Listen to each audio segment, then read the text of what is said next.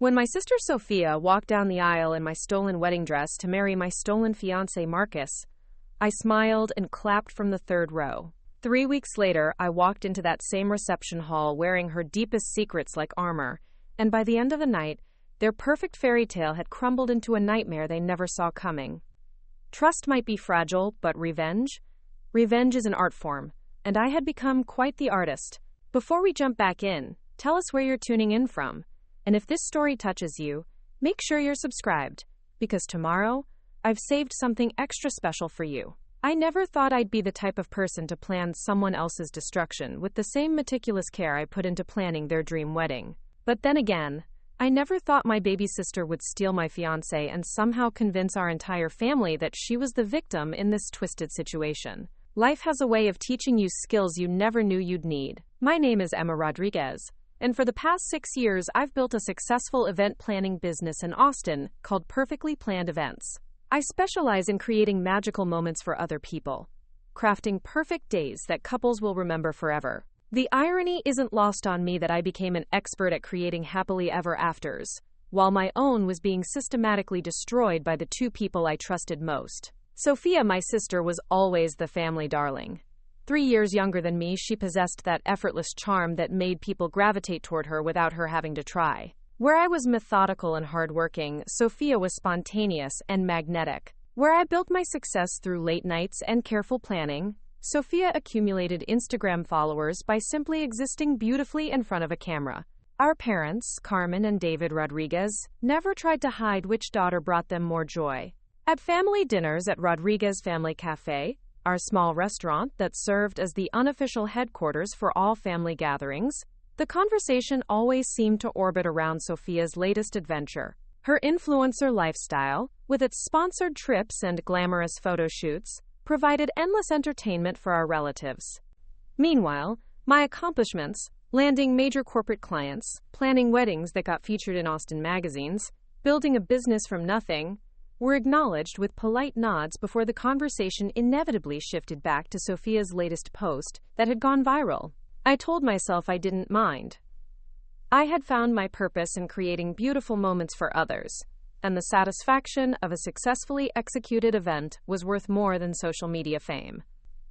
My work spoke for itself, even if my family seemed more interested in Sofia's carefully curated online presence than my tangible achievements. Everything changed when I met Marcus Thompson at a networking event downtown. He was different from the men I usually dated, confident without being arrogant, successful without being consumed by it, and genuinely interested in my work rather than just tolerating it. Marcus was a senior marketing director at a mid-sized agency, and he understood the creative and logistical challenges of my business in ways that previous boyfriends never had. Our relationship developed slowly and steadily over 8 months. Marcus would bring coffee to my office during particularly stressful event weeks, help me carry supplies to venues, and even assisted with setup when I was short-staffed.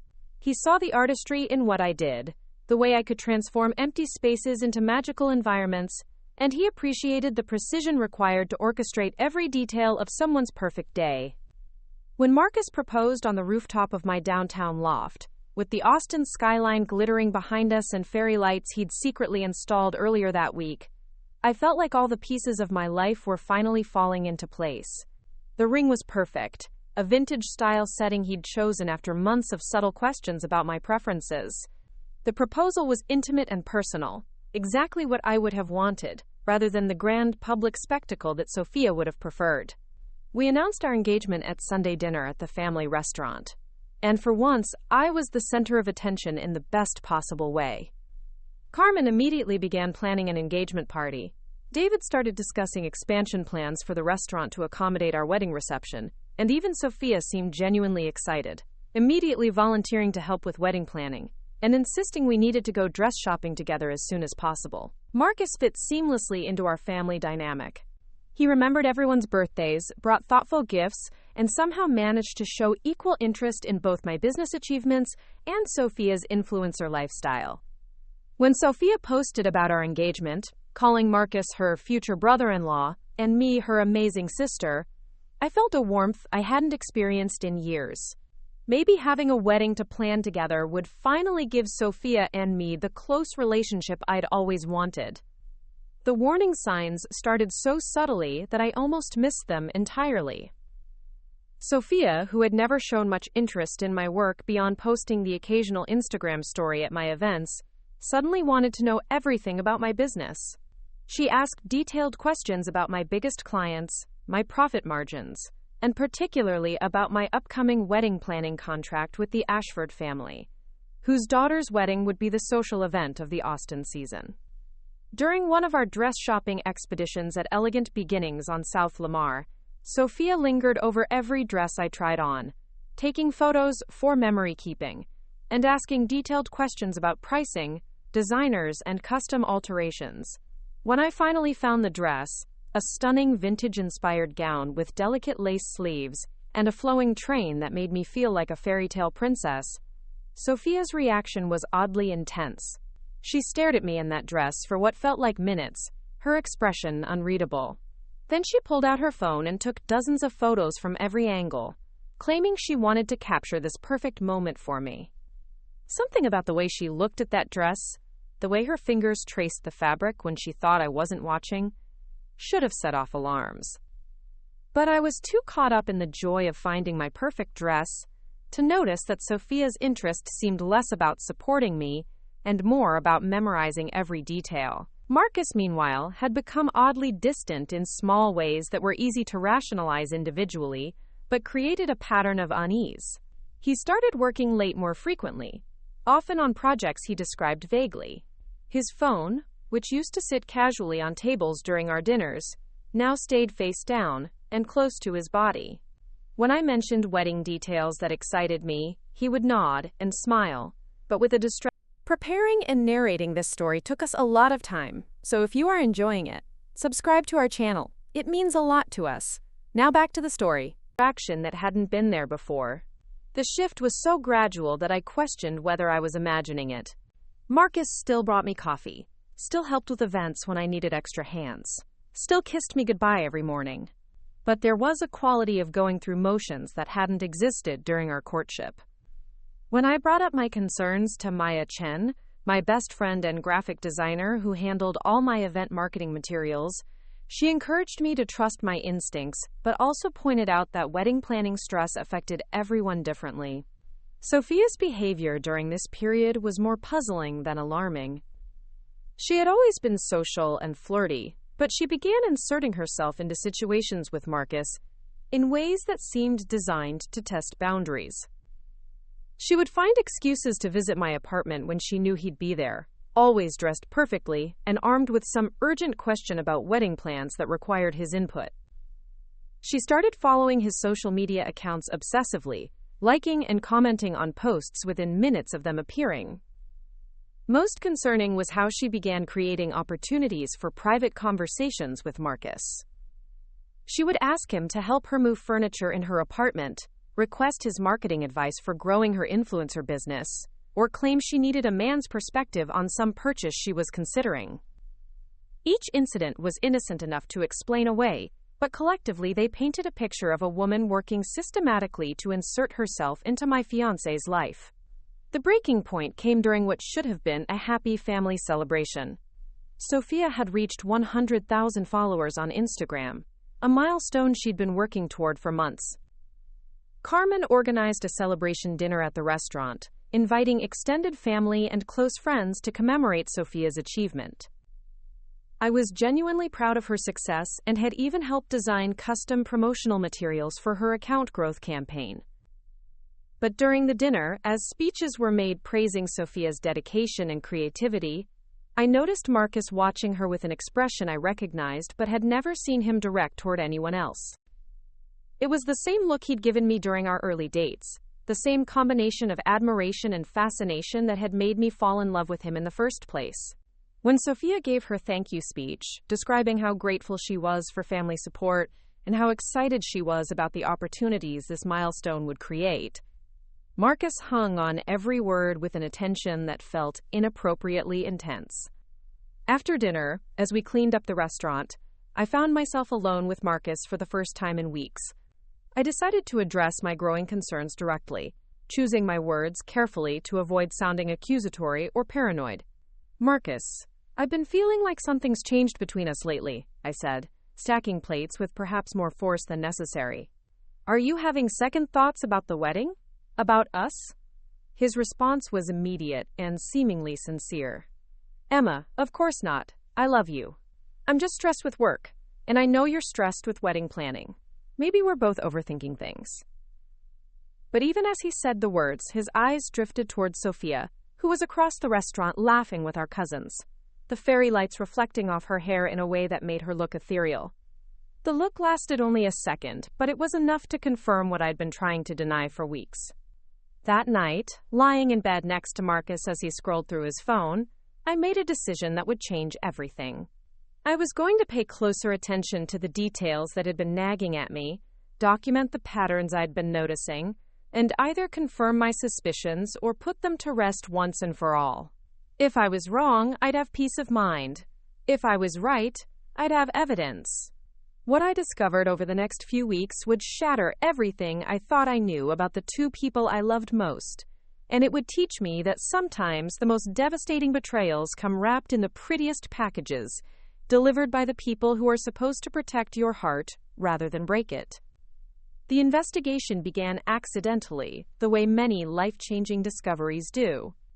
I was updating my client database late one evening when I noticed unusual activity on the shared Google Drive folder I used for wedding planning.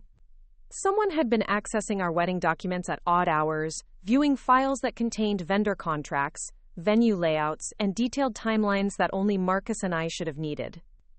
Initially, I assumed Marcus was reviewing details for our upcoming meetings with various wedding vendors. But when I checked the access logs more carefully, I discovered that the late-night viewing sessions were happening on evenings when Marcus was supposedly working late at his office. The IP address traced back to an apartment complex in the Domain, the same upscale development where Sofia had recently moved. My hands trembled as I realized what this meant. Sofia had somehow gained access to our wedding planning files and was studying every detail of our upcoming ceremony.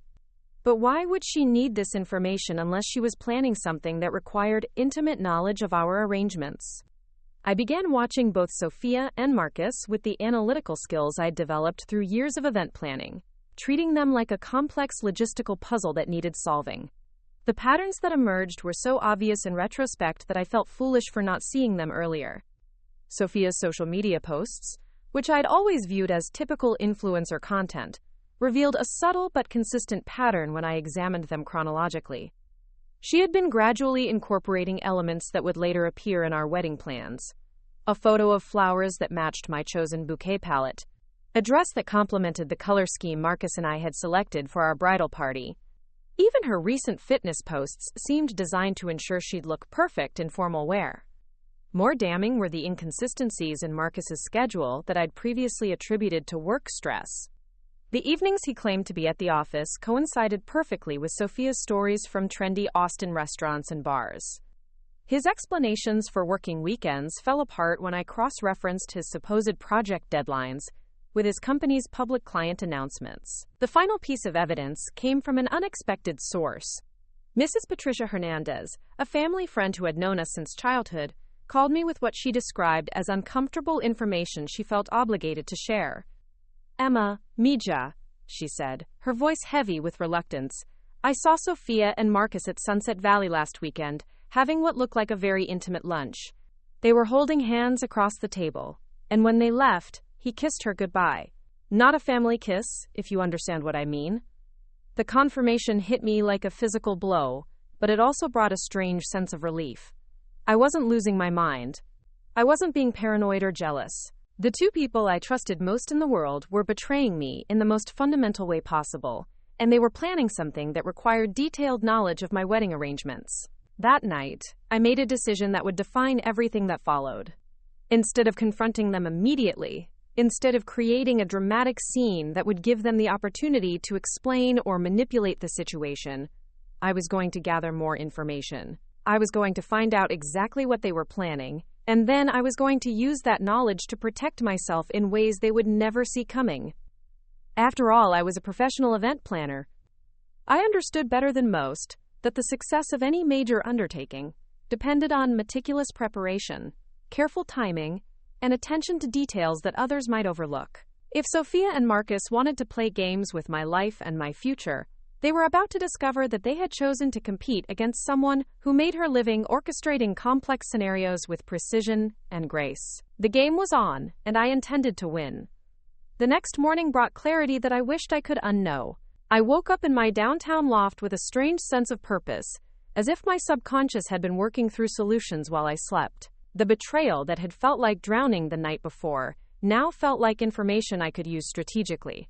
Marcus was still asleep beside me, his phone charging on the nightstand, and for the first time in months I looked at him without the filter of love clouding my judgment. His face, relaxed in sleep, no longer seemed like the face of the man who had proposed to me with such apparent sincerity. Instead, I saw someone who had become adept at deception, someone who could lie to my face every morning, and then spend his afternoons planning a future with my sister. The ring on my finger, which had felt like a symbol of promise and commitment, now seemed like evidence of an elaborate con game that I had been too trusting to detect. I slipped out of bed quietly and made coffee in my kitchen, staring out at the Austin skyline as the sun rose over the buildings that had become the backdrop to my carefully constructed life.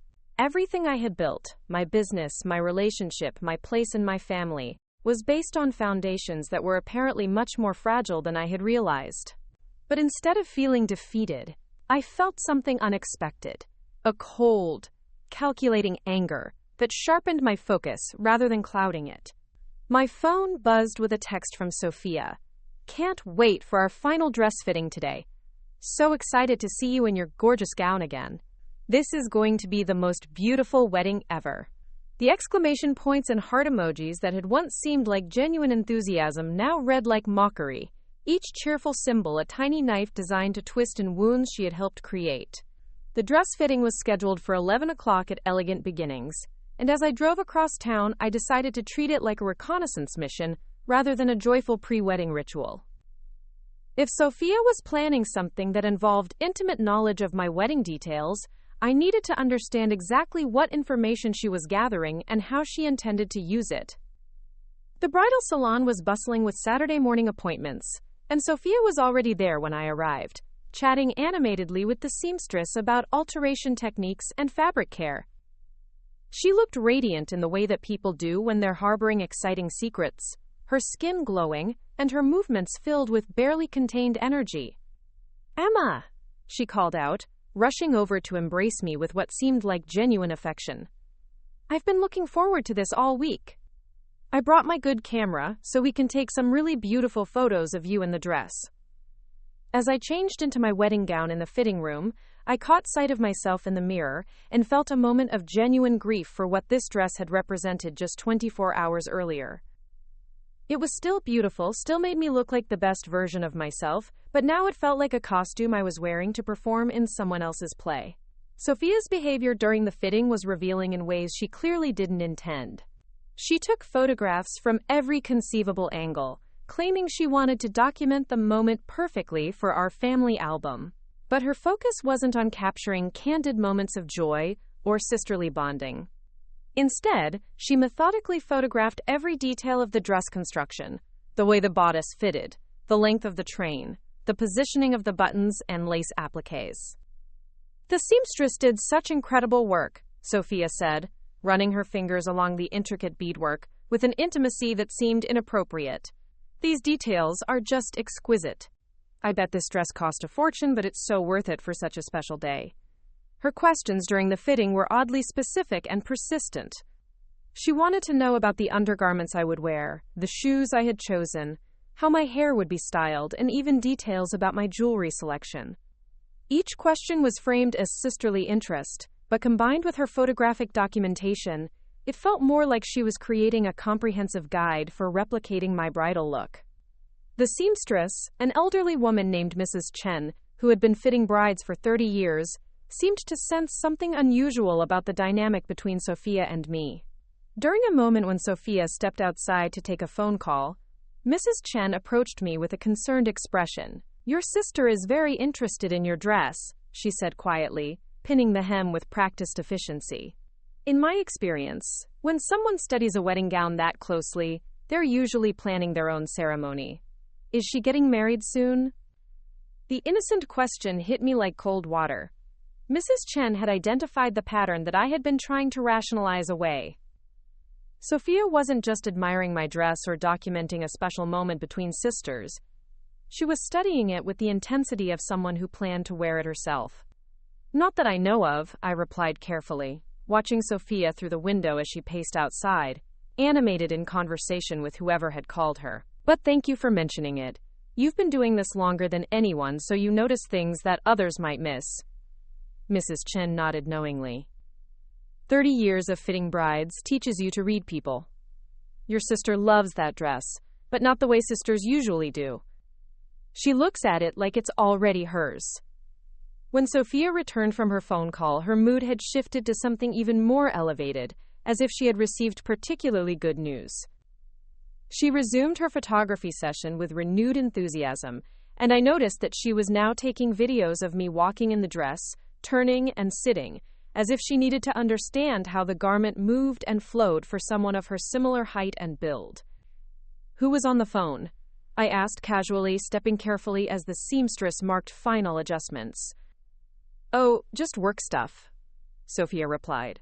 But her smile was too bright, her tone too dismissive. A potential brand partnership that might be perfect timing for some upcoming projects I have planned. The vagueness of her answer was telling.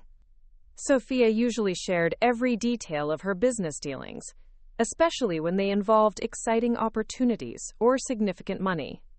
Her sudden discretion suggested she was discussing something she didn't want me to know about, something that might conflict with her role as my supportive sister and maid of honor. After the fitting, Sofia insisted on taking me to lunch at a trendy restaurant in South Austin, claiming she wanted to spend quality sister time before my wedding consumed all my attention. The restaurant she chose was upscale and intimate, the kind of place someone might select for a romantic date or important conversation. As we settled into our booth, Sofia's behavior became even more puzzling. She kept checking her phone and glancing toward the entrance, as if she was expecting someone or monitoring some developing situation. Her conversation, usually focused on her own adventures and achievements, kept circling back to my wedding plans with questions that seemed designed to extract specific information. Have you finalized the timeline for the ceremony? She asked, picking at her salad with uncharacteristic disinterest in her food. I want to make sure I'm prepared for all my maid of honor duties.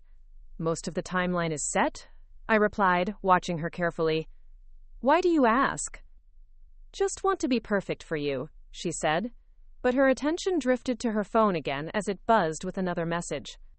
You deserve the most amazing day, and I want to make sure everything goes exactly as you've planned. The irony of her words was almost overwhelming. If my suspicions were correct, Sofia was working to ensure that my wedding day went exactly as she had planned, not as I had imagined it. Halfway through lunch, Sofia excused herself to use the restroom, leaving her phone face down on the table. It buzzed twice with incoming messages, and though I had never been the type of person to violate someone's privacy, the circumstances felt extraordinary enough to justify extraordinary measures. I glanced around the restaurant, confirmed that Sofia was out of sight, and quickly turned over her phone. The lock screen showed 2 messages from a contact, labeled simply with a heart emoji. The preview text was partially visible. Can't wait for tonight. This is going to be perfect. And make sure she doesn't suspect anything before. My hands were shaking as I set the phone back down exactly as Sofia had left it. The messages confirmed what I had been afraid to believe. Sofia was coordinating with someone about plans that specifically involved keeping me unaware of something significant. Combined with everything else I had observed, the evidence was becoming undeniable. Sofia returned from the restroom with fresh lipstick and an even brighter smile, as if she had used the privacy to prepare herself for the next phase of whatever performance she was giving. Emma, I hope you know how much I love you, she said, reaching across the table to squeeze my hand. Having you as my sister has been one of the greatest gifts of my life. I can't wait to celebrate your happiness and support you through this incredible new chapter. The sincerity in her voice was so convincing that for a moment, I almost doubted my own conclusions. This was Sofia, my baby sister, the person I had protected and supported throughout our childhood. Could she really be capable of the betrayal I suspected? But as she spoke about love and sisterhood, her phone continued buzzing with messages she ignored, and her eyes held an excitement that seemed disproportionate to the simple pleasure of planning my wedding. Everything about her behavior suggested someone who was anticipating a victory rather than simply supporting a sister. The drive home from lunch gave me time to process what I had learned and plan my next steps. If Sofia and Marcus were planning to betray me, they had chosen to underestimate someone whose professional success was built on anticipating problems and developing contingency plans. I had spent years learning to read people, manage complex timelines, and orchestrate events where every detail mattered. That evening, Marcus returned to my apartment later than usual, claiming he had been working on a challenging project that required overtime. He was unusually affectionate, bringing me flowers and suggesting we order dinner from my favorite restaurant. His behavior felt performative, like someone overcompensating for guilt or trying to maintain a facade that was becoming difficult to sustain. "How was your day?" he asked, settling beside me on the couch with what appeared to be genuine interest. "How did the dress fitting go?" "It went well," I replied, studying his face for any reaction to the mention of my wedding dress. "Sofia took a lot of pictures. She seems really excited about the wedding." Something flickered across Marcus's expression at the mention of Sofia's name, a micro-expression of pleasure or anticipation that he quickly suppressed. But I caught it, and it confirmed what I had been afraid to acknowledge. Marcus's feelings for Sofia were not hidden as well as he thought they were. "That's great," he said, but his voice lacked the enthusiasm that should accompany words about our upcoming wedding. "I'm sure she'll be a wonderful maid of honor." As we ate dinner and watched a movie, I found myself studying Marcus with the same analytical approach I used to evaluate vendors and venues for my events. His body language, his conversation patterns, his phone habits, everything was being filtered through my new understanding of who he might actually be beneath the facade he had been maintaining. The most telling moment came when his phone rang during the movie. He glanced at the screen, and though he quickly declined the call, I caught a glimpse of the caller ID. It was Sofia. At 9:30 on a Saturday night, my sister was calling my fiancé, and he was choosing not to answer while I was sitting right beside him. "Who was that?" I asked casually, though my heart was racing. "Just work," he replied, the same vague dismissal that Sofia had used earlier. "Nothing that can't wait until Monday." Two lies in one day, both using the same excuse, both delivered with the same tone of practiced dismissal. The coordination was either coincidental or evidence that they had developed patterns of deception that extended beyond whatever immediate plans they were making. That night, as Marcus slept beside me, I stared at the ceiling and made mental lists of everything I needed to investigate and verify. If I was wrong about their betrayal, my suspicions would eventually be disproven, and I could work on rebuilding trust in my relationships. But if I was right, I needed to be prepared for possibilities that extended far beyond simple infidelity. The thought that haunted me most as I lay awake was not just that Marcus might be cheating with Sofia, but that they might be planning something that would humiliate me publicly and permanently. Sofia's intense interest in my wedding dress, her detailed documentation of our ceremony plans, her coordination with Marcus during times when they should have been focused on supporting me, all of it suggested a level of premeditation that went beyond a simple affair. If they were planning to somehow use my own wedding against me, to turn the day I had been dreaming about into a nightmare orchestrated by the people who were supposed to love me most, then I needed to be ready with responses they would never anticipate. Because while Sofia might be charming and Marcus might be manipulative, neither of them had spent years developing the skills required to manage complex situations under pressure. They were about to discover that betraying someone whose profession involved orchestrating perfect events, even under impossible circumstances, was a mistake they should have considered more carefully. The following week brought a series of small incidents that, viewed together, painted an increasingly clear picture of coordination between Sofia and Marcus.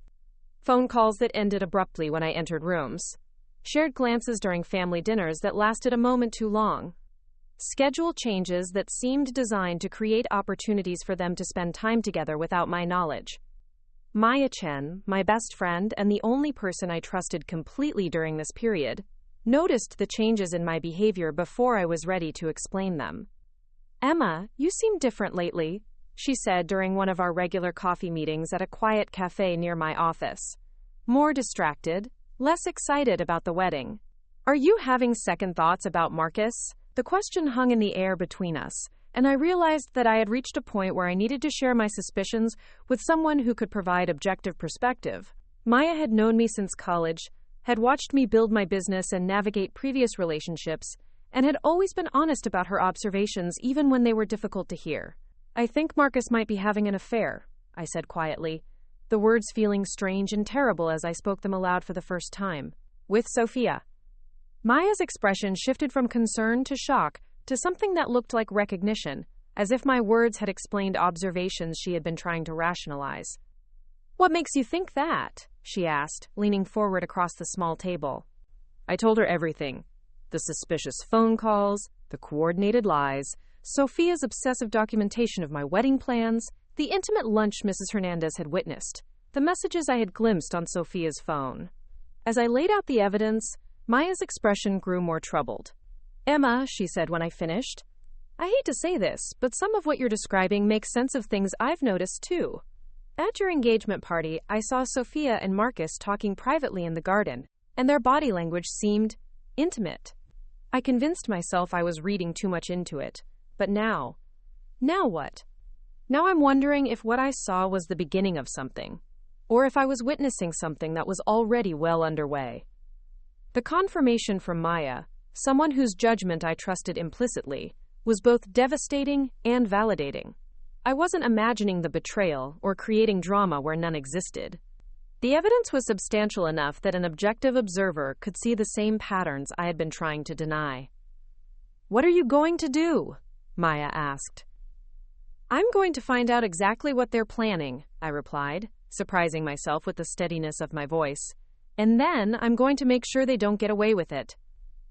Maya studied my face with the intensity of someone trying to gauge whether her friend was planning something dangerous or simply processing a difficult situation.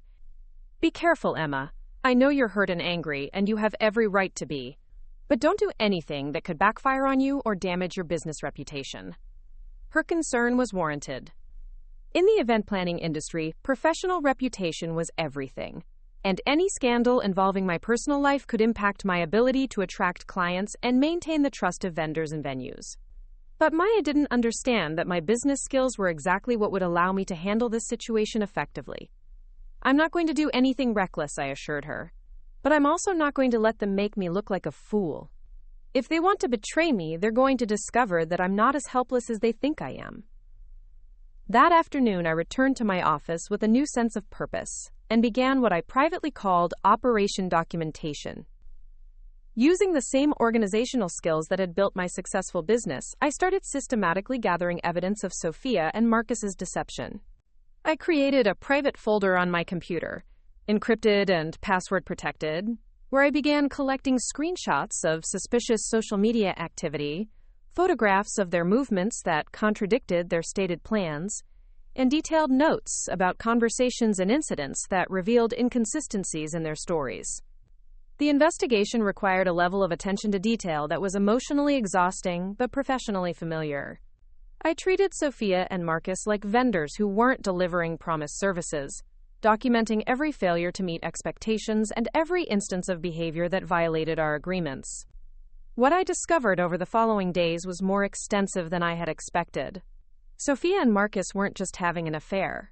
They were planning something that required detailed knowledge of my wedding arrangements and careful coordination of their own schedules. The evidence suggested a level of premeditation that went far beyond simple attraction or opportunistic betrayal. Text message timestamps revealed that they were in constant communication, often exchanging dozens of messages per day. Social media activity showed that they were frequently in the same locations at times when they had told me they were elsewhere. Most damning, Sofia's recent purchases, visible through her Instagram stories about shopping and lifestyle content, included items that would be perfect for a formal event requiring elegant attire. The picture that emerged was of two people planning something significant that required secrecy, coordination, and specific knowledge about my wedding plans. The most logical explanation, given Sofia's obsessive interest in my wedding dress and Marcus's intimate knowledge of our ceremony details, was that they were planning to somehow use my own wedding as the venue for their betrayal. The thought was so audacious that I initially dismissed it as paranoid thinking. But as I gathered more evidence, the possibility became increasingly difficult to ignore. If they were planning to reveal their relationship at my wedding, or even to somehow use the event as their own ceremony, it would explain everything I had observed over the previous weeks. The realization that they might be planning to destroy my wedding day, to turn the most important celebration of my life into a stage for their own drama, ignited an anger that was unlike anything I had ever experienced. But, along with the rage came a cold determination to ensure that if they wanted to use my wedding as the setting for their betrayal, they would discover that I had been planning contingencies they never anticipated. After all, I was a professional event planner who specialized in managing complex situations and ensuring that my clients' special days proceeded exactly as intended. If Sofia and Marcus thought they could manipulate someone whose career was built on anticipating problems and developing solutions, they were about to learn just how badly they had miscalculated. The game had evolved beyond simple betrayal into something that required strategic thinking and careful execution. And strategy, as it happened, was exactly what I did best. During a family dinner the following Sunday at Rodriguez Family Cafe, I decided to test my theories by introducing subtle provocations and observing Sofia and Marcus's reactions. The restaurant was filled with the usual collection of relatives, family, friends, and neighbors who treated Sunday dinners as community events, creating the perfect environment for observing behavior under social pressure. Sofia arrived wearing a new dress that I recognized from a recent Instagram post, something elegant and sophisticated that seemed chosen to complement Marcus's style rather than coordinate with the casual family atmosphere. She looked radiant in a way that suggested someone harboring exciting secrets, her skin glowing and her movements filled with barely contained energy. Marcus, who had always been comfortable at family gatherings, seemed unusually attentive to Sofia throughout the evening. He complimented her appearance, laughed at her stories with more enthusiasm than they warranted, and found reasons to sit near her during dinner despite the fact that, as my fiancé, he would normally be expected to stay close to me. "Sofia, you look beautiful tonight," Carmen commented during dessert. "That dress is gorgeous. Special occasion?"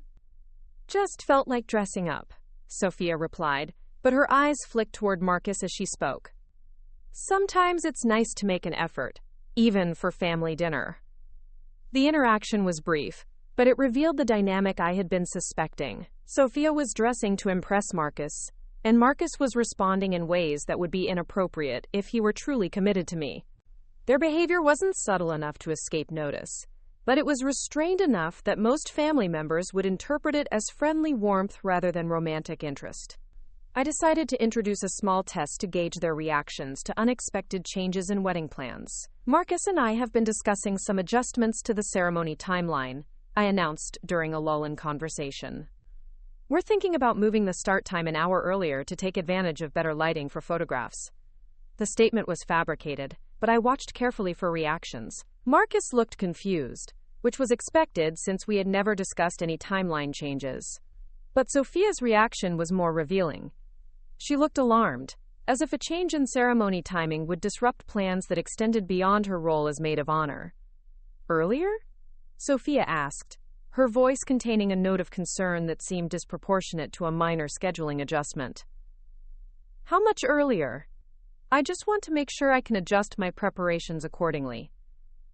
"Probably around 2 o'clock instead of 3, I replied, continuing the fiction to observe her response. Sofia's discomfort was obvious to anyone paying attention. She fidgeted with her jewelry, asked several follow-up questions about how the change would affect various aspects of the day, and seemed to be mentally recalculating something that involved more than simply showing up an hour earlier to support her sister. Marcus, meanwhile, had recovered from his initial confusion and was asking questions that revealed detailed knowledge of our wedding timeline that seemed unusual for a groom who had generally left planning details in my hands. "Would that affect the vendor arrival schedules?" he asked. "And what about the rehearsal dinner timing the night before?" His questions were more sophisticated than I would have expected from someone who had been relatively uninvolved in wedding planning logistics. They suggested that he had been thinking about our wedding timeline in ways that went beyond simply showing up at the appointed time to marry me. After dinner, as families traditionally lingered over coffee and conversation, I excused myself to help in the kitchen and observe Sofia and Marcus from a distance. Left alone at the table while other family members circulated throughout the restaurant, they immediately leaned toward each other in intimate conversation. From the kitchen doorway, I could see them talking in low voices, their heads close together, their body language suggesting people sharing confidential information rather than future in-laws making polite conversation. Sofia appeared to be expressing concerns about something, while Marcus seemed to be reassuring her with gentle touches on her arm and intense eye contact. The sight of my fiancé comforting my sister with such obvious intimacy, in front of our entire family, was a moment of clarity that eliminated any remaining doubts about their relationship. They weren't just having an affair. They were planning something together that required coordination and secrecy, and they had become comfortable enough with their deception to risk displaying their intimacy in public settings. When I returned to the table, they quickly separated and resumed the facade of appropriate familial relationships. But their faces held the flushed look of people who had been sharing intense emotions, and Sofia's lipstick was slightly smudged in a way that suggested physical contact more intimate than conversation. The evening concluded with the usual round of goodbye hugs and plans for upcoming family events. Sofia embraced me with what seemed like genuine affection, whispering, "I love you so much, Emma," in my ear with such apparent sincerity that I almost doubted my own observations. Marcus kissed me goodbye in front of everyone, his arm around my waist in a gesture that looked possessive and loving to outside observers. But I could feel the performance in his touch, the way his attention drifted toward Sofia even as he held me. Driving home that night, I realized that I had moved beyond the evidence-gathering phase of my investigation and into territory that required decision-making about how to respond to what I had learned. Sofia and Marcus were betraying me in ways that went beyond simple infidelity, and they were planning something that involved detailed knowledge of my wedding arrangements. The most logical conclusion, given everything I had observed, was that they were planning to somehow use my wedding day as the stage for revealing their relationship, or, even more audaciously, as the venue for their own ceremony. The thought was so breathtaking in its cruelty that it took me several minutes to fully process the implications. If they were planning to steal not just my fiancé but my actual wedding day, turning my carefully planned celebration into their moment of triumph, then they had chosen to wage war against someone whose professional reputation was built on ensuring that events proceeded exactly as intended, regardless of unexpected complications.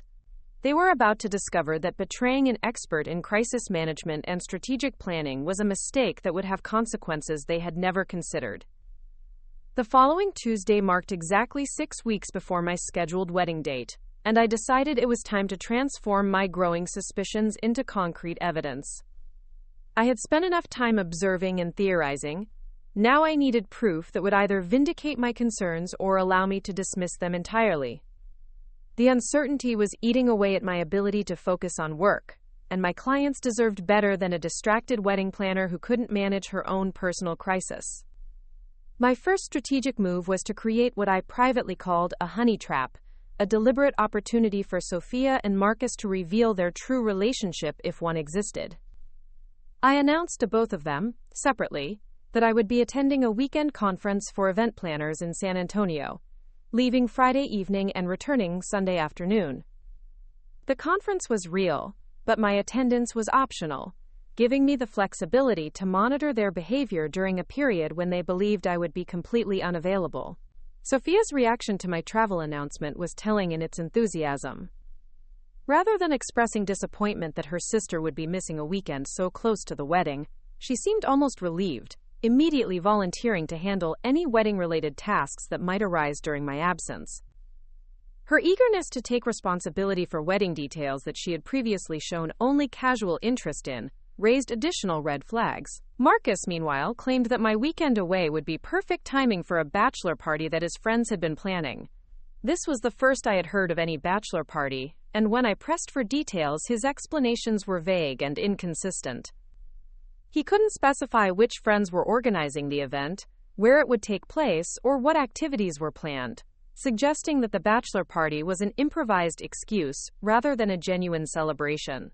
On Friday afternoon, I made a show of packing my weekend bag and leaving Austin as scheduled, even posting a story on my social media accounts from a gas station outside the city to establish the appearance of my departure. But instead of continuing to San Antonio, I circled back through residential neighborhoods and checked into a discreet hotel near the airport, paying cash and using a credit card that Sofia and Marcus had no knowledge of. From my hotel room, I began what felt like the most surreal surveillance operation of my life, monitoring the digital footprints of the two people I had trusted most in the world. Sofia's Instagram stories provided a real-time narrative of her Friday evening activities, beginning with a post about relaxing at home with wine and a good book that was timestamped at 8:30. But Marcus's location, tracked through the Find My Friends feature we had enabled during our early dating period, told a different story. His phone was showing a location in the Domain area, specifically near Sofia's apartment complex, at the exact time she was supposedly enjoying a quiet evening alone. The contradiction was stark enough to eliminate any remaining doubt about their coordination. By Saturday morning, both of their stories had evolved in ways that revealed careful planning and coordination. Sofia posted about a spontaneous spa day with friends, complete with photos of cucumber water and yoga mats that looked suspiciously like stock photography rather than authentic documentation. Marcus, meanwhile, had gone silent on social media entirely, claiming in a brief text message that his bachelor party was taking place at a private location where phones weren't allowed. The total communication blackout from both of them during a weekend when I was supposedly out of town was the most damning evidence yet. In our normal relationship patterns, Marcus would have sent regular updates during a bachelor party, sharing photos and stories about his friends' antics. Sofia would have maintained constant communication during any spa weekend, sending updates about treatments and gossip about her companions. Their simultaneous silence suggested that they were together in a situation that required complete discretion, doing something that couldn't be documented or shared even in their carefully curated social media presentations. The evidence was circumstantial but compelling enough to justify the more direct investigation I had been planning. On Saturday evening, I drove to Sofia's apartment complex and parked in a location that provided clear sightlines to both the building entrance and the visitor parking area. Marcus's car was there, positioned in a spot that was partially hidden from the main road but clearly visible from my vantage point. The license plate and distinctive rim modifications confirmed that it was definitely his vehicle, not a similar car that might have created a false alarm. For the next 2 hours, I maintained surveillance from my car, feeling simultaneously like a betrayed lover, a private investigator, and a complete stranger to my own life. The absurdity of spying on my fiancé and sister wasn't lost on me, but neither was the necessity of confirming what had become an unavoidable conclusion about their relationship. At just past 10 o'clock, Marcus emerged from Sofia's building, but not alone. Sofia was with him, and their body language eliminated any possibility that this was an innocent visit between future in-laws. They walked closely together, his arm around her waist in a gesture of intimate familiarity, pausing in the parking lot for a kiss that lasted longer and seemed more passionate than any casual goodbye. Watching my fiancé kiss my sister with such obvious desire and affection was a moment of crystalline clarity that stripped away any remaining illusions about the nature of their relationship. This wasn't a recent development or a moment of weakness that might be forgiven and overcome. Their comfort with each other, the naturalness of their physical intimacy, suggested a relationship that had been developing over months rather than weeks. They separated at Marcus's car, with Sofia returning to her building while Marcus drove away in the direction of his own apartment. I waited an additional 30 minutes before leaving my surveillance position, using the time to process what I had witnessed and plan my next steps. The evidence phase of my investigation was complete. Now I needed to develop a strategy for responding to their betrayal in ways that would protect my interests and perhaps deliver some measure of justice. The drive back to my hotel gave me time to think through the implications of what I had discovered. Sofia and Marcus weren't just having an affair. They were conducting a relationship that required elaborate deception and coordination. The lies they had told, the schedules they had manipulated, the careful management of their social media presence, all of it pointed to people who had been planning this betrayal for an extended period. But the most disturbing aspect of their deception wasn't the affair itself, but Sofia's continued involvement in my wedding planning, despite her relationship with my fiancé. Her intense interest in my dress, her detailed documentation of ceremony plans, her eagerness to take responsibility for wedding tasks during my supposed absence, all of it suggested that she was planning something that went beyond simply stealing my fiancé. The possibility that they were planning to somehow use my wedding as the venue for revealing their relationship, or even as the setting for their own ceremony, seemed increasingly plausible. The audacity of such a plan was breathtaking, but it would explain Sofia's obsessive attention to wedding details and Marcus's unusual involvement in planning logistics. Back in my hotel room, I began developing what I privately called my contingency plan, a comprehensive strategy for protecting myself and potentially turning their betrayal against them. My years of experience managing complex events had taught me that the key to handling crises was preparation, documentation, and the development of multiple response options based on different scenarios. My first priority was legal protection.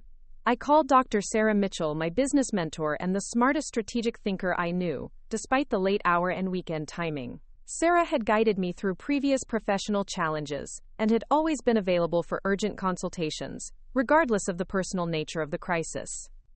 "Emma, this is quite a situation," Sarah said after I explained everything I had discovered. "From a legal standpoint, you need to protect yourself immediately. If they're planning to use your wedding as a stage for their drama, you could face significant financial and reputational damage."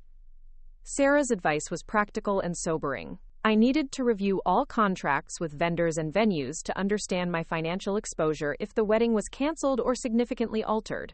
I needed to document the financial contributions Marcus and I had made to wedding expenses, ensuring that I could recover my investments if the relationship ended.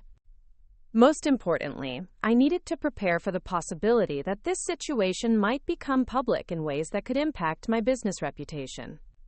"The event planning industry is built on trust and reliability," Sarah reminded me. "If your personal wedding becomes a scandal, potential clients might question your ability to manage their events professionally. You need to be prepared to control the narrative if this becomes public knowledge." Her warnings about business impact were sobering but necessary. I had worked for years to build perfectly planned events into one of Austin's most respected wedding planning companies, and I couldn't allow Sofia and Marcus's betrayal to destroy what I had created. Whatever response I chose needed to protect my professional reputation while addressing the personal betrayal. Sunday morning brought additional evidence that confirmed my worst suspicions. Sofia posted a series of Instagram stories about her amazing spa weekend, but several details in her posts were inconsistent with the timeline and locations she had claimed. Photos of food were time-stamped from restaurants that weren't associated with any spa facilities, and her background in several images showed architectural details that matched Marcus's apartment complex rather than any wellness retreat. Marcus, meanwhile, had resumed limited social media activity with posts about, quote, recovering from an epic bachelor party that included generic photos of Austin landmarks rather than specific images from any actual celebration. His posts had the generic quality of someone creating an alibi rather than sharing genuine experiences, and several of his location tags were clearly fabricated to support his cover story. By Sunday afternoon, I had developed a comprehensive understanding of their deception and a preliminary strategy for responding to it. The evidence was overwhelming and undeniable. Sofia and Marcus were conducting an affair that had been planned and coordinated over an extended period, and they were maintaining elaborate deceptions to hide their relationship until some predetermined moment that likely involved my wedding. The question now was not whether they were betraying me, but how to respond to their betrayal in ways that would protect my interests and deliver appropriate consequences for their actions. I had built my career on solving complex problems and managing challenging situations, and this crisis would require all of those skills applied to the most personal and painful situation I had ever faced. On Sunday evening, I returned to Austin as scheduled, resuming my normal routine while privately planning my response to what I had learned. Sofia called within an hour of my arrival home, eager to hear about my conference experience and bubbling with enthusiasm about wedding plans that had allegedly occurred to her during my absence. "Emma, I had the most amazing ideas while you were gone," she said, her voice bright with excitement that seemed genuine despite everything I now knew about her true motivations. "I was thinking about your ceremony, and I realized there are some adjustments we could make that would be absolutely perfect." Her eagerness to discuss wedding modifications, particularly changes that would affect timing and logistics, confirmed my suspicions about her ultimate intentions. Sofia wasn't just stealing my fiancé, she was planning to somehow hijack my wedding itself, turning my carefully planned celebration into whatever twisted scenario she and Marcus had been developing. Marcus returned to my apartment shortly after Sofia's call, apparently eager to re-establish normal routines and maintain the facade of our relationship. He was unusually affectionate and attentive, bringing dinner from my favorite restaurant and expressing exaggerated interest in my conference experience and upcoming wedding plans. "I missed you this weekend," he said, embracing me with what felt like genuine emotion. "The bachelor party was fun, but I kept thinking about how lucky I am to be marrying you in just a few weeks." His words were so convincing, delivered with such apparent sincerity that I almost doubted my own evidence. This was the man who had proposed to me with such thoughtfulness, who had integrated himself into my family so seamlessly, who had supported my business dreams and shared my vision for our future together. Could he really be capable of the elaborate deception I had witnessed?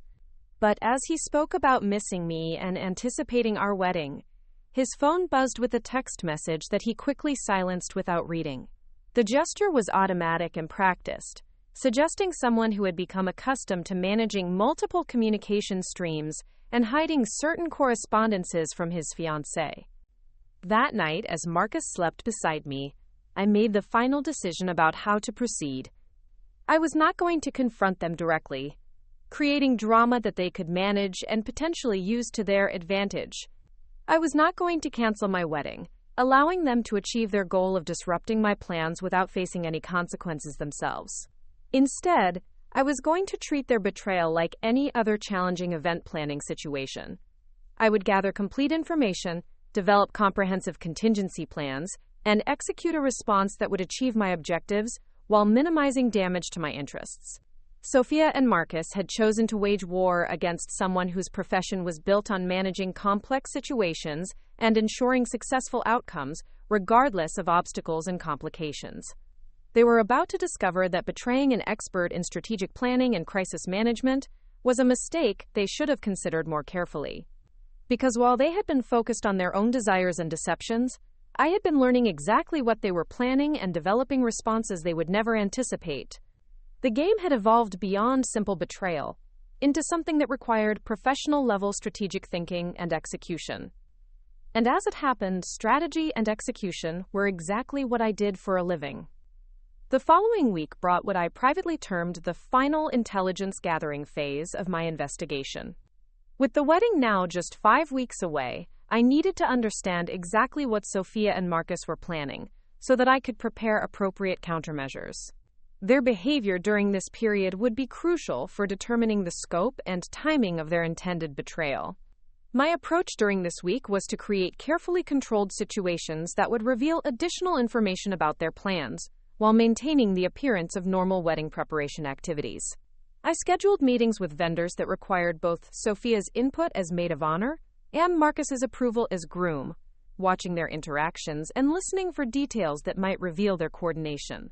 The most revealing of these meetings was with our photographer, a talented artist named Jessica Walsh who specialized in capturing authentic moments during weddings and had been recommended by several previous clients. Jessica had requested a final planning session to discuss shot lists, timing, and special requests for our ceremony and reception coverage. Sofia's behavior during this meeting was illuminating in ways she clearly didn't intend. She had prepared extensive notes about photography requests, including specific shots and poses that seemed designed to highlight certain aspects of the ceremony and reception. Her attention to photographic documentation was unusually detailed for a maid of honor, suggesting someone who wanted comprehensive records of whatever events were planned for my wedding day. Most telling were Sofia's questions about the photographer's policies regarding unexpected events or changes to the planned ceremony. She asked about Jessica's experience with surprise elements during weddings, her flexibility regarding schedule modifications, and her approach to documenting spontaneous moments that weren't part of the original shot list. "I'm just thinking about Emma's personality," Sofia explained when Jessica seemed puzzled by the questions. She loves surprises, and I want to make sure we capture everything perfectly if any special moments occur during the ceremony. The explanation was plausible enough, but combined with everything else I had observed, Sofia's interest in documenting unexpected events suggested that she was planning something that would require photographic evidence. If she and Marcus were planning to reveal their relationship at my wedding, or even to conduct some kind of ceremony themselves, they would want professional documentation of their moment of triumph. Marcus's contributions to the photography discussion were equally revealing. He asked detailed questions about the timing of different shots, particularly those involving the bridal party and family groupings. His interest in the logistics of photography seemed unusually sophisticated for someone who had generally deferred to my judgment on wedding planning details. "I want to make sure we get pictures with everyone important," Marcus said, reviewing Jessica's proposed shot list. "Especially family photos that capture this moment in our lives." His emphasis on family photos and capturing this moment could have been innocent groom nervousness, but given everything else I had discovered, it suggested someone who was thinking about this day as significant, for reasons beyond marrying me. If he was planning to leave me for Sofia, these photographs would document the last time he pretended to be committed to our relationship. After the photography meeting, Sofia insisted on accompanying me to a final cake tasting at the bakery that would be providing our wedding dessert. This was unusual since the cake selection had been finalized months earlier, but Sofia claimed she wanted to, quote, double-check everything to ensure perfection for my special day. During the tasting, Sofia's questions focused heavily on timing and logistics, rather than flavor or decoration details. She wanted to know exactly when the cake would be delivered, how it would be transported, where it would be displayed during the reception, and what the procedures would be if any last-minute changes were needed. "What if there are unexpected guests or changes to the celebration?" Sofia asked the baker. "How flexible can you be with modifications on the day of the wedding?" The baker, accustomed to nervous bridal parties, assured Sofia that they could accommodate reasonable adjustments and had experience managing various complications that might arise during wedding celebrations. But Sofia's interest in last-minute modifications suggested that she was anticipating changes that would require flexibility from vendors. Most concerning was Sofia's attention to the cake-cutting ceremony, traditionally one of the most symbolic moments of any wedding reception. She asked detailed questions about timing, positioning, and the symbolic significance of different approaches to this ritual. Her interest seemed disproportionate to her role as maid of honor, unless she was planning to somehow insert herself into this traditionally intimate moment between bride and groom. The pattern that emerged from these vendor meetings was clear. Sofia was planning something that would require last-minute modifications to our wedding plans, unexpected elements that weren't part of the original ceremony design, and flexibility from vendors who might need to accommodate changes they hadn't anticipated. Combined with Marcus's unusually detailed involvement in logistics, the evidence pointed to a coordinated plan that would disrupt my wedding in ways that required advance preparation. That evening, I made an excuse to visit Sofia's apartment, claiming I wanted to borrow a piece of jewelry that would complement my wedding dress. Sofia seemed pleased by the request, welcoming me into her space with enthusiasm and immediately offering wine and conversation about final wedding preparations. Sofia's apartment, which I had visited numerous times before, now felt like a crime scene that I was investigating for evidence. I noticed details that had previously seemed unremarkable, but now appeared significant in light of what I knew about her relationship with Marcus. Men's clothing in sizes that matched Marcus's build, toiletries that suggested regular male guests, and photographs that had been repositioned to hide evidence of romantic relationships. Most damning was a corner of Sofia's bedroom that was visible through the partially open door as we talked in her living room. I could see what appeared to be wedding planning materials spread across a desk, including fabric samples, photographs, and handwritten notes that seemed far more extensive than anything required for her maid of honor duties. "Sofia, are you working on some kind of wedding project?" I asked casually, gesturing toward her bedroom. "It looks like you have a lot of planning materials in there." Sofia's response was immediate and flustered, clearly caught off guard by my observation. "Oh, that's just some work stuff for a client," she said, moving to close the bedroom door entirely. "You know how messy my projects can get." But Sofia didn't have any clients that would require wedding planning materials. Her influencer business focused on lifestyle content and brand partnerships, none of which would involve the kind of detailed ceremony planning I had glimpsed in her bedroom. Her lie was obvious and poorly constructed, confirming that she was working on wedding-related projects that she needed to hide from me. As I prepared to leave Sofia's apartment, she made an unexpected request that provided the final piece of evidence I needed to understand their plan. "Emma, I know this might seem strange, but would it be possible for me to try on your wedding dress one more time?" she asked, her voice carefully casual. "I just want to make sure I understand how it moves and flows so I can help you with it on the wedding day." The request was so outrageous that I almost laughed. Sofia wanted to practice wearing my wedding dress, ostensibly to help me on my wedding day, but actually to prepare for whatever role she planned to play in the ceremony. The audacity of asking to rehearse in my wedding dress while conducting an affair with my fiancé was breathtaking. "That's sweet of you to offer," I replied, matching her casual tone while internally marveling at her boldness. "But I think I'll be fine. The dress fits perfectly, and I've practiced walking in it enough during fittings." Sofia's disappointment was obvious despite her attempts to hide it. She had been counting on having additional access to my dress, possibly to take more detailed measurements or photographs that would allow her to replicate it for her own purposes. Her request confirmed that whatever she was planning would require intimate knowledge of my wedding dress and potentially access to similar attire. Driving home from Sofia's apartment, I finally understood the full scope of their betrayal. Sofia and Marcus weren't just having an affair that they planned to reveal at my wedding. They were planning to somehow use my wedding ceremony itself as the venue for their own union, turning my carefully planned celebration into their moment of triumph. The evidence was overwhelming. Sofia's obsessive documentation of my dress and wedding details, Marcus's unusual involvement in ceremony logistics, their coordination during my weekend absence, Sofia's wedding planning materials hidden in her bedroom, and her request to practice wearing my wedding dress. They were planning to hijack my wedding, possibly appearing as bride and groom themselves while I was somehow excluded or humiliated. The plan was so audacious and cruel that it required a level of strategic thinking and preparation that matched their own. They had underestimated the person they had chosen to betray, assuming that someone who specialized in creating perfect weddings would be helpless when her own ceremony was threatened. They were about to discover just how wrong they had been about my capabilities and my willingness to fight for what was mine. The morning of my wedding dawned with the kind of perfect weather that event planners dream about. Clear skies, gentle breeze, and golden sunlight that would make every photograph look like a fairy tale. As I stood in my downtown loft, sipping coffee and watching the sunrise paint Austin's skyline in shades of rose and amber, I felt a calmness that surprised me. After weeks of investigation, planning, and strategic preparation, the day had finally arrived when Sofia and Marcus would discover the consequences of betraying someone whose profession was built on managing complex situations and ensuring perfect outcomes.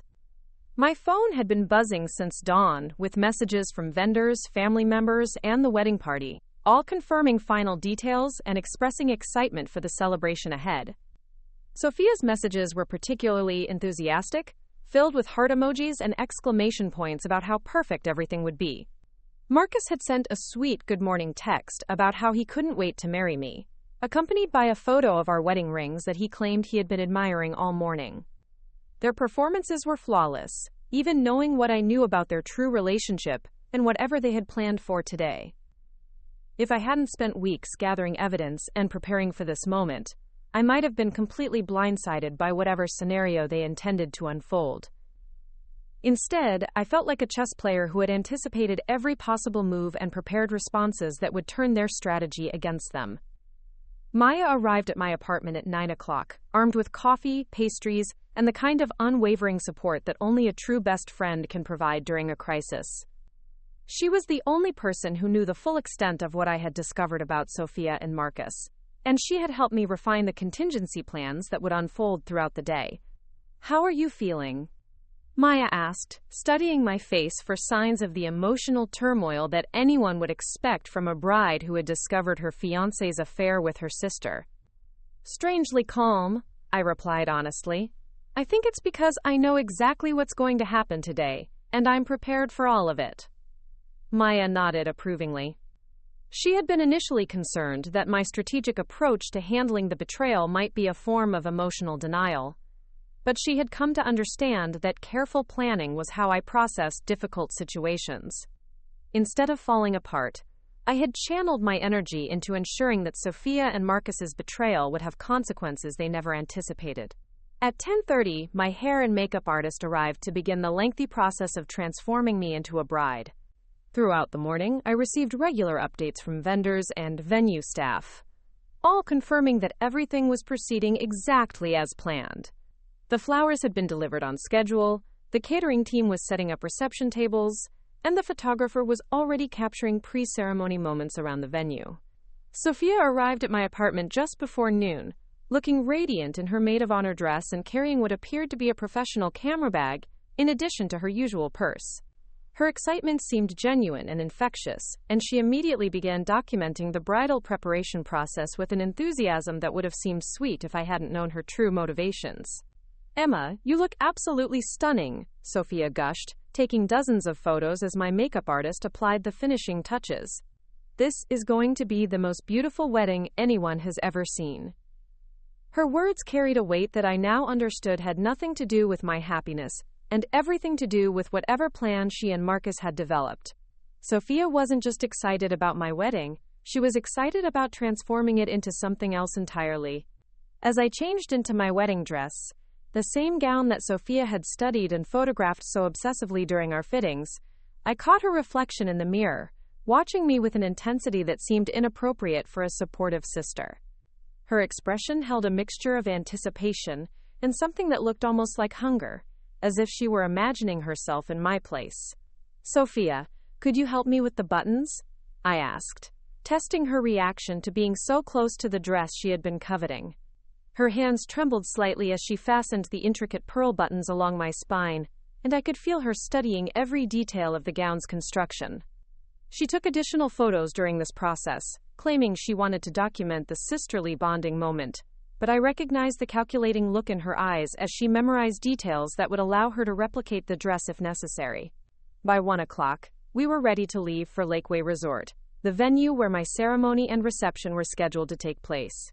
The resort was located on the shores of Lake Travis, about 30 minutes from downtown Austin, and it provided the perfect combination of natural beauty and elegant facilities that I had envisioned for my wedding day. During the drive to the venue, Sofia's behavior became increasingly agitated in ways that confirmed my suspicions about her timeline. She kept checking her phone and glancing at her watch, as if she were monitoring some carefully coordinated schedule that extended beyond simply arriving at my wedding on time. Her questions about timing became more insistent and specific, focusing on exactly when certain elements of the ceremony would occur. "What time is the processional supposed to start?" Sofia asked for the third time, despite having access to the detailed timeline I had shared with the entire wedding party weeks earlier. 3 o'clock, just like we planned, I replied, watching her reaction carefully. "Why do you keep asking?" "I just want everything to be perfect for you," she said. But her voice carried a nervous energy that suggested someone anticipating a performance rather than simply supporting a sister.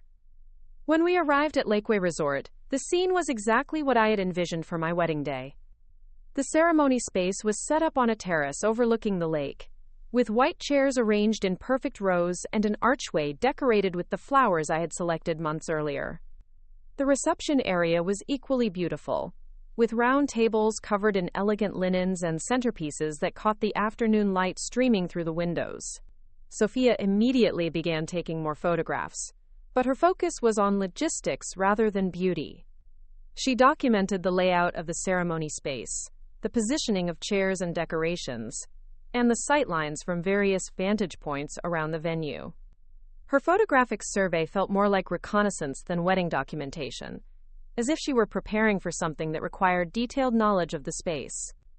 Marcus arrived shortly after we did, looking handsome in his tuxedo and accompanied by his groomsmen.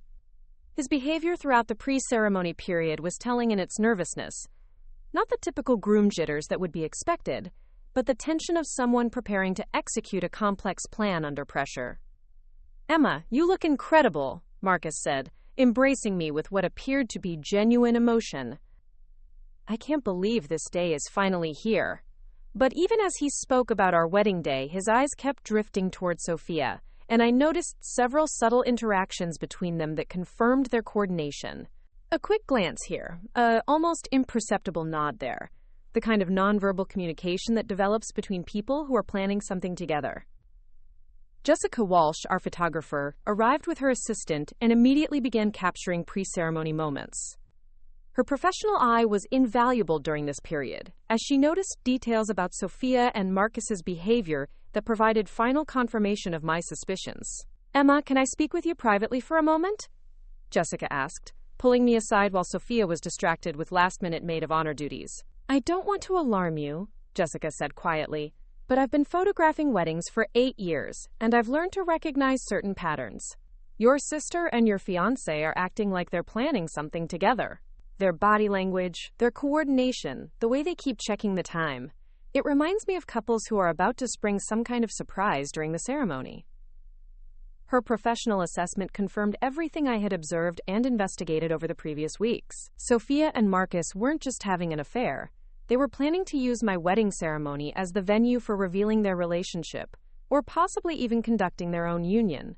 "Thank you for telling me," I replied, maintaining a calm exterior despite the validation of my worst fears. "I've actually been aware of some issues between them, and I've prepared for various possibilities." Jessica looked relieved that I wasn't shocked by her observation. "Good. In my experience, it's always better when the bride has some awareness of potential complications.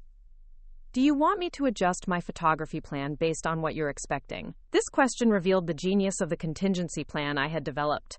Instead of trying to prevent whatever Sofia and Marcus had planned, I was going to document it thoroughly and use their own betrayal against them in ways they would never anticipate.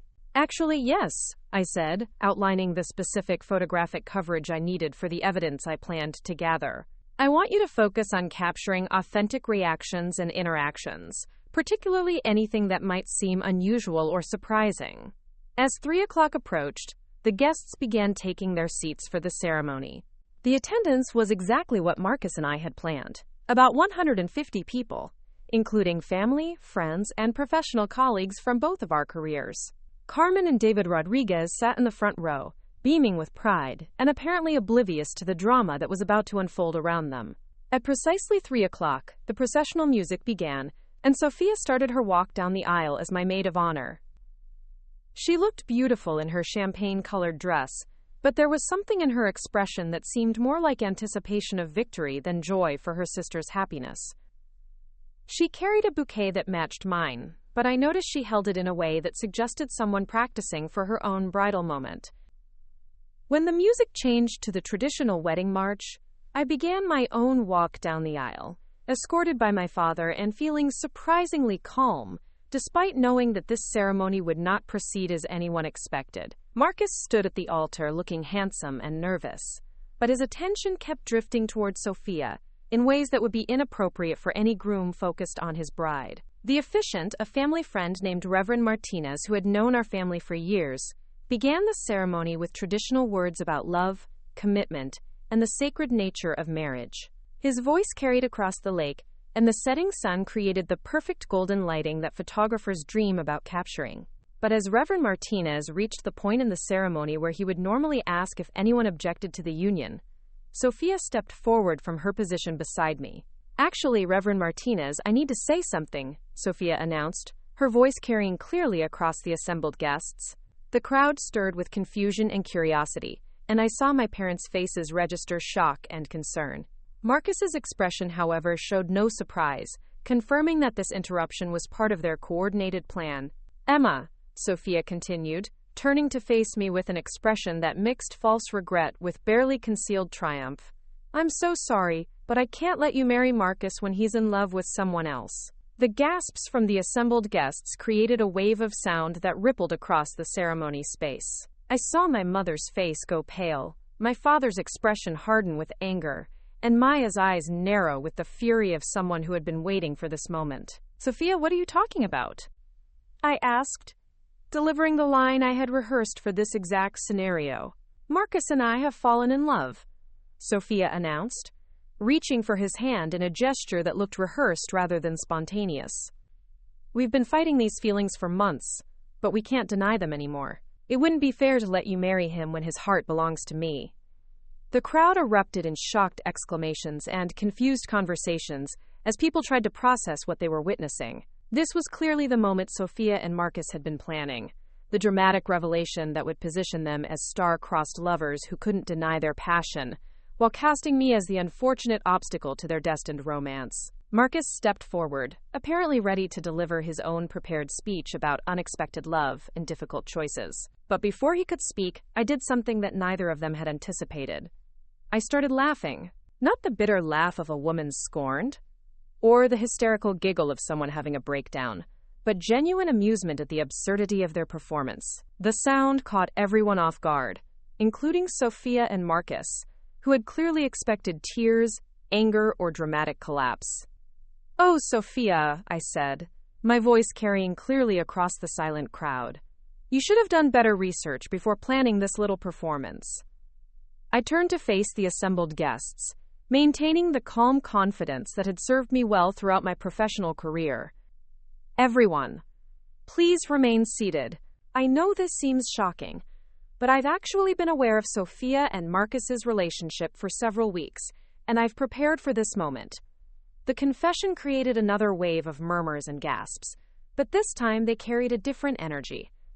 Curiosity about what would happen next, rather than simple shock at the betrayal. "You see," I continued, "while Sofia and Marcus were planning their dramatic reveal, I was conducting my own investigation into their affair, and what I discovered was far more interesting than simple infidelity." I gestured to Maya, who stepped forward with a tablet that contained the evidence I had been gathering. "Maya, would you please share some of the information we've compiled?" Maya activated the tablet's display function, projecting images onto a screen that had been set up for the reception slideshow. The first image was a photograph of Sofia trying on wedding dresses at a different bridal salon, not as my maid of honor, but as a bride selecting her own gown.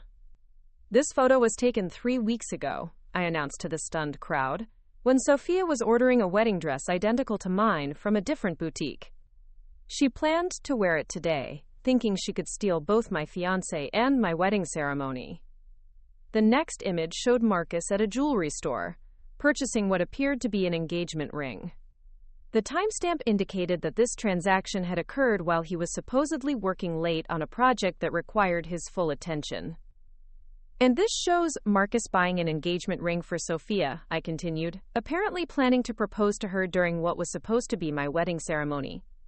The evidence continued with screenshots of text messages between Sofia and Marcus discussing their plans to take over my wedding and turn it into their own celebration. The messages revealed not just their affair, but their calculated cruelty in planning to humiliate me in front of everyone I cared about. Sofia's face had gone from triumphant to horrified as the extent of my knowledge became clear. Marcus looked like he wanted to disappear entirely, realizing that their carefully planned betrayal had been anticipated and countered in ways they never could have imagined. "But here's the most interesting part," I said, advancing to the final piece of evidence that would deliver the devastating blow I had been planning. "While Sofia and Marcus were planning to steal my wedding, they forgot to consider that I'm a professional event planner who specializes in managing complex situations and ensuring perfect outcomes." Maya activated the next display, showing legal documents that I had prepared with my attorney's assistance. 3 weeks ago, I had Marcus sign what he thought were updated prenuptial agreements. What he actually signed was a confession of adultery and a waiver of any claims to shared assets or financial support in the event of infidelity. Marcus's expression showed the exact moment he realized the magnitude of his mistake. The documents he had signed while distracted by his affair had legally protected me from any financial consequences of his betrayal, while providing evidence that could be used in potential legal proceedings. Similarly, I continued, Sofia's access to my wedding planning files allowed me to monitor her activities and gather evidence of her intentional interference with my contractual relationships. Her attempts to disrupt my wedding constitute actionable interference with business relationships. The legal implications were complex, but the message was clear. While Sofia and Marcus had been focused on their romantic drama, I had been building a legal framework that would protect my interests and hold them accountable for their actions. So, I concluded, addressing the crowd that was now hanging on every word. While I appreciate Sofia and Marcus's theatrical performance, I'm afraid their plans have been somewhat disrupted by advance preparation. I turned back to face them directly, seeing fear replace triumph in their expressions. Sofia, the wedding dress you ordered is being returned as we speak, since the credit card you used was actually mine, a detail you apparently overlooked when you copied my payment information. Marcus, the engagement ring you bought is also being returned, since it was purchased with funds from our joint account without proper authorization. The financial implications were hitting them both simultaneously. Their elaborate plan to steal my wedding had been financed with money that legally belonged to me, creating additional evidence of theft and fraud that could be used against them. As for your relationship, I continued, you're certainly welcome to it. But you won't be celebrating it today, and you won't be doing it at my expense. I signaled to Maya, who had been coordinating with venue security throughout the morning. 2 professional security guards appeared at the edges of the ceremony space, ready to escort Sofia and Marcus from the premises if necessary. I think it's time for both of you to leave, I announced calmly. The rest of us have a celebration to enjoy. Sofia's composure finally cracked entirely. Emma, you can't do this. This is supposed to be about love, about following your heart. You're absolutely right, I replied. This is about love.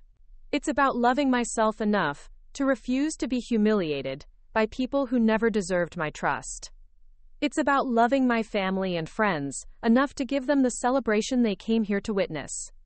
And it's about loving my future enough to remove people who would sabotage it. Marcus tried one final appeal, apparently hoping to salvage something from their failed plan. Emma, please, we never meant for it to happen this way. We just fell in love, and we didn't know how to tell you. Marcus, I replied, if you had simply broken up with me and pursued Sofia honestly, you would have had my respect even if you couldn't have my forgiveness. But planning to humiliate me in front of everyone I care about, stealing my wedding plans, and trying to turn my special day into your moment of triumph? That was a choice that deserves consequences.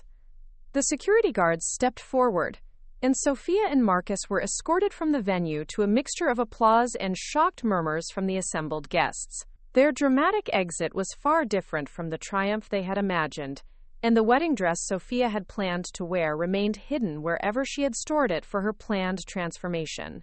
As the immediate drama concluded, I found myself standing at the altar where I had expected to be married, surrounded by family and friends who had witnessed the most unexpected wedding ceremony any of us would ever experience. The question now was how to transform this moment of vindication into something positive and meaningful. Reverend Martinez, who had watched the entire confrontation with wide-eyed amazement, stepped forward with a gentle smile. Emma, this is certainly the most unusual ceremony I've ever officiated. What would you like to do now?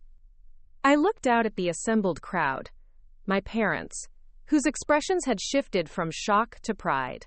Maya, whose satisfied smile reflected weeks of preparation and support. My colleagues and friends, who were clearly fascinated by the strategic brilliance of what they had witnessed. And dozens of other people who had come to celebrate what they thought would be a traditional wedding.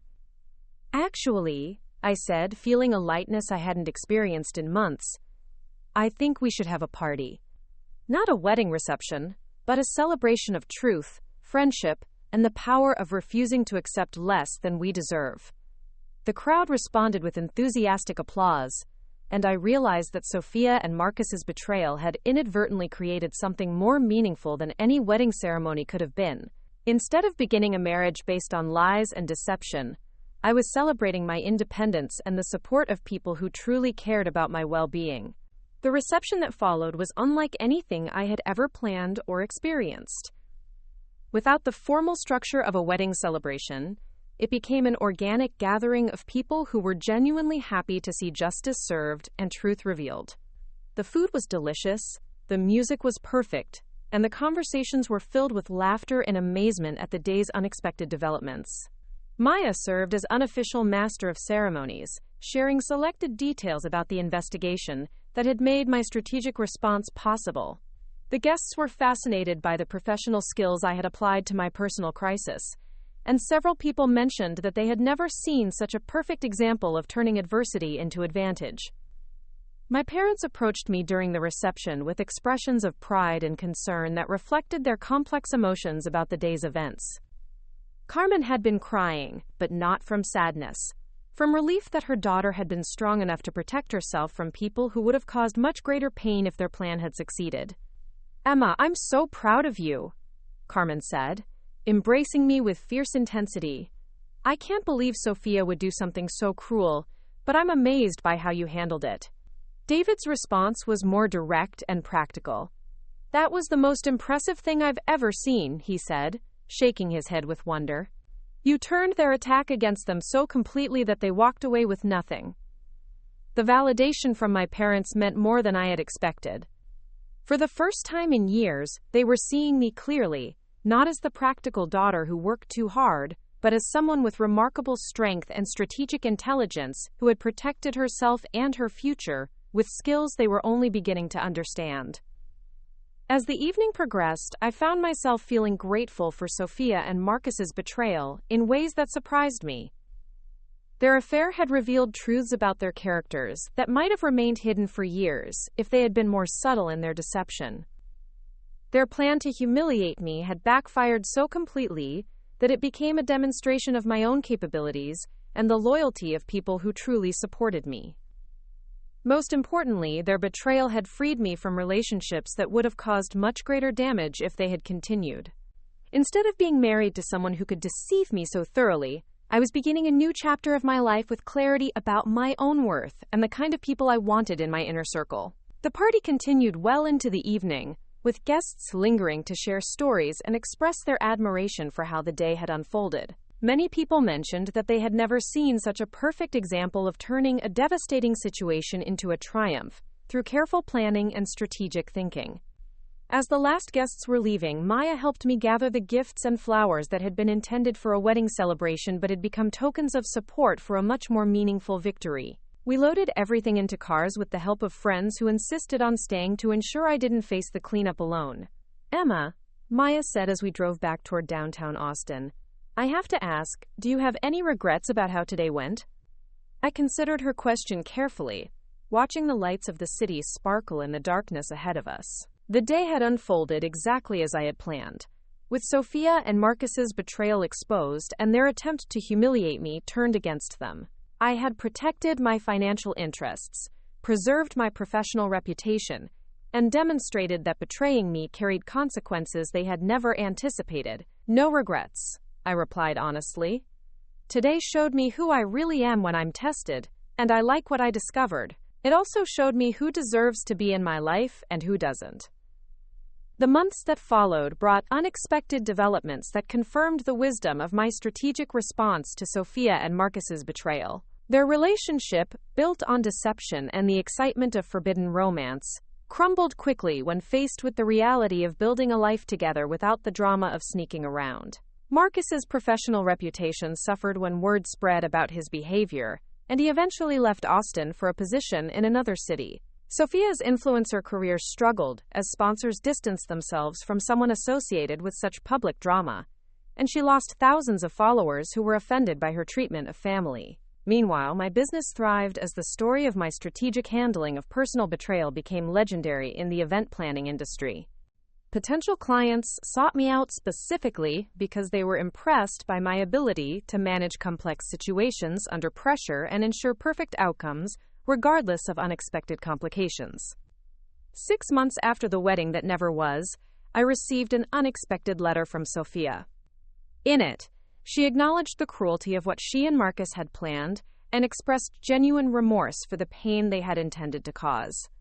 She didn't ask for forgiveness or try to justify their actions, but simply wanted me to know that she recognized the magnitude of her betrayal and the impressive strength I had shown in responding to it. I never replied to Sofia's letter, but I kept it as a reminder that even the most painful betrayals can ultimately serve as catalysts for growth and self-discovery. Her affair with Marcus had forced me to develop skills and confidence that I might never have discovered otherwise, and it had freed me from relationships that would have limited my potential.